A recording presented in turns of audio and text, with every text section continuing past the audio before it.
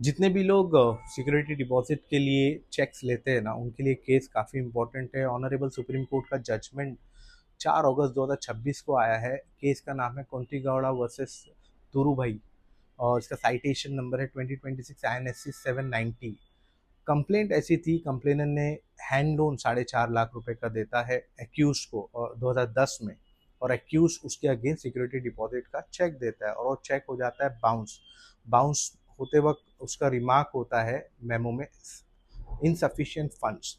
और ऑब्वियसली जब ऐसा होता है तो सेक्शन 138 निगोशिएबल इंस्ट्रूमेंट एक्ट में केस आगे बढ़ता है, ट्रायल कोर्ट में जाता है। ट्रायल कोर्ट में जाने के बाद 9 लाख रुपए भरने के लिए कोर्ट कहती है एक्यूज को। उसके बाद चैलेंज होता है, सेशन कोर्ट में जाता है। सेशन कोर्ट में जाके अमाउंट रिड्यूस होता है, 6.5 लाख हो जाता है।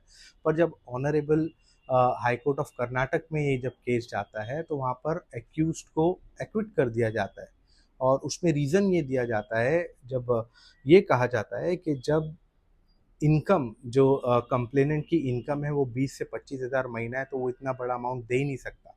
पर ये फिर केस जब एक्विट होने के बाद कंप्लेनेंट जो है सुप्रीम कोर्ट जाते हैं, तो सुप्रीम कोर्ट में क्लियर ये कहा जाता है कि जब अगर ये सब रीज़न था, तो जब इनिशियल स्टेज के ऊपर जो है एक्यूज को इनिशियल स्टेज में एक्यूज को ये कहना चाहिए था, ना कि ये स्टेज पे आकर के 20,000 कमाने वाले के पास इतने पैसे नहीं होते कि वो लोन दे। तो ऑनरेबल सुप्रीम कोर्ट ये कहकर केस क्लोज करती है और एक्यूज को जो है वो वापस से कॉन्विक्ट करती है, और उनका ऑनरेबल सुप्रीम कोर्ट का ये फाइनल डिसीजन होता है। तो मैं एक ये केस के तहत बताना चाहता हूँ कि जब हम चेक लेते हैं तो उसके proper supporting documents, proper agreements बनाना चाहिए, प्रॉपर तरीके से कवर नोट्स बनाना चाहिए, ताकि आगे चल के इस तरीके से ट्रायल में केस ना अटके और इजीली जो है जो कंप्लेनेंट और जो एक्चुअल में जो जस्टिस होती है वो जो कंप्लेनेंट या एक्यूज को मिल सके।